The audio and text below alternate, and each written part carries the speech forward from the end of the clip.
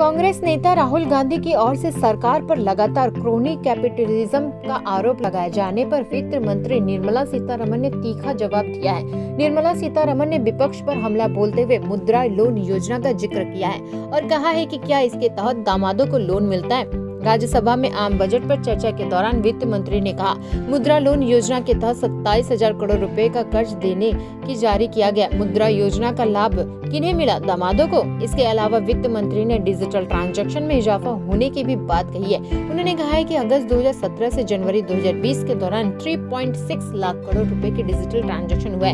निर्मला सीतारमण ने कहा है कि केंद्र सरकार की ओर से गरीबों के लिए किए जा रहे कामों को नजरअंदाज करते हुए विपक्ष लगातार उस पर क्रोनी कैपिटलिज्म का आरोप लगा रहे हैं। उन्होंने कहा है कि विपक्ष की ओर से एक गलत नैरेटिव गढ़ने का प्रयास किया जा रहा है। वित्त मंत्री ने कहा है कि कोरोना काल में देश के 80 करोड़ गरीबों को मुफ्त राशन दिया गया है। इसके अलावा 8 करोड़ महिलाओं के नाम पर फ्री कुकिंग गैस दी जा रही है। 40 करोड़ खातों में कैश ट्रांसफर किए जा रहे हैं। महिलाओं, दिव्यांगों, किसानों और गरीबों को सरकार सीधे तौर पर मदद कर रही है। वित्त मंत्री ने कहा है कि क्या इस योजना में सिर्फ कारोबारियों को फायदा मिल रहा है?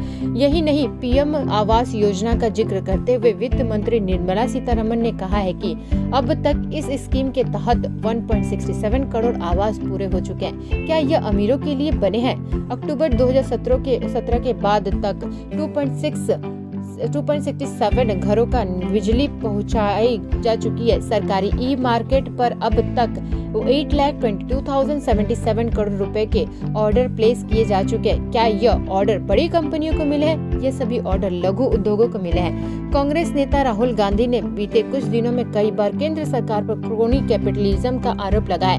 यही नहीं, उन्होंने कहा है कि पहले नारा था हम दो हमारे दो, लेकिन मोदी सरकार ने इस नारे को आर्थिक नीति में लागू किया है और कारोबारियों के लिए काम कर रहा है। यही नहीं, राहुल गांधी ने शुक्रवार को भी राहुल के राजस्थान में किसानों की एक रैली को संबोधित करते हुए सरकार पर पूंजीवादी की मदद करने का आरोप लगाया था। राहुल ने कहा था कि सरकार 40 करोड़ लोगों के खेती में काम करने को सिर्फ एक आदमी के हाथों में सौंपना चाहती है। राहुल गांधी ने कहा, नरेंद्र मोदी चीन से डरते हैं लेकिन कांग्रेस से लड़ रहे हैं और उनकी जमीन और फसलों पर कॉरपोरेट के हाथों में सौंपना चाहते हैं।